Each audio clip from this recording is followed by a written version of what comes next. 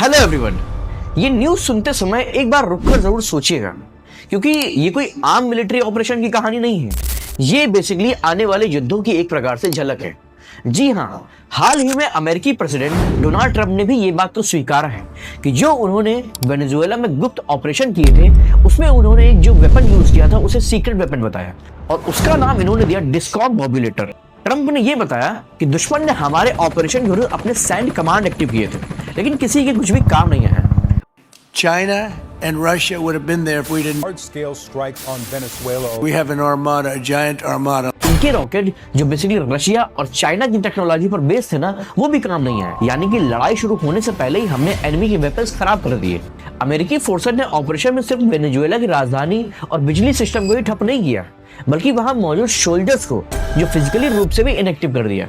जो भी आई विटनेसेस थे, उन्होंने ये बताया कि लोगों के नाक से खून बहने लगे, वॉमिटिंग होने लगी और तेज दर्द के बाद वो जमीन पर गिर पड़े। बिना सामने आए, बिना गोली चलाए अमेरिका ने वेनेजुएला के पूरे डिफेंस सिस्टम को एकदम पैरालाइज कर दिया। तो फ्रेंड्स, यही है मॉडर्न वॉर, जिसमें कोई भी वेपन नहीं यूज करा जाएगा, सिर्फ और सिर्फ वेव्स और एल्गोरिदम यूज किया जाएगा और सामने वाले एनिमी को हम पूरी तरीके से पैरालाइज कर सकते हैं। असल में ये कोई मैजिक नहीं है। अमेरिका काफी समय से साउंड या एनर्जी डायरेक्टेड हथियारों पर काम कर रहा है, जो बेसिकली रेडियो फ्रीक्वेंसी या माइक्रोवेव के जरिए इंसानी शरीर और इलेक्ट्रॉनिक सिस्टम दोनों को प्रभावित कर सकता है। इन एनर्जी सिस्टम का मकसद किसी को मारना नहीं है, बल्कि उन्हें डिसेबल कर देना है। उसे कमर दर्द होना, चक्कर आना, वॉमिटिंग होना, कि वो सही से खड़ा भी ना रह पाए। यानी कि जो अब वॉर होंगे ना, वो सिर्फ उनके सैनिकों की बहादुरी पर नहीं होंगे।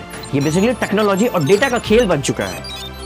और दूसरी तरफ वेनेजुएला का आरोप है कि उनके देश को एक तरह से हथियारों की प्रयोगशाला बना दिया गया है। और अगर ट्रंप की यह बात सच है ना, तो यह सवाल सिर्फ वेनेजुएला का नहीं है। सवाल यह है कि जब ऐसी टेक्नोलॉजी सबके पास होगी, तो किस देश की सेना और किस देश का सिस्टम सुरक्षित रह सकता है। हम आज भी जिन युद्धों को टैंक, फाइटर जेट और मिसाइलों के चश्मे से देखते हैं ना, वे पुराने समय की बात हो जाएंगे।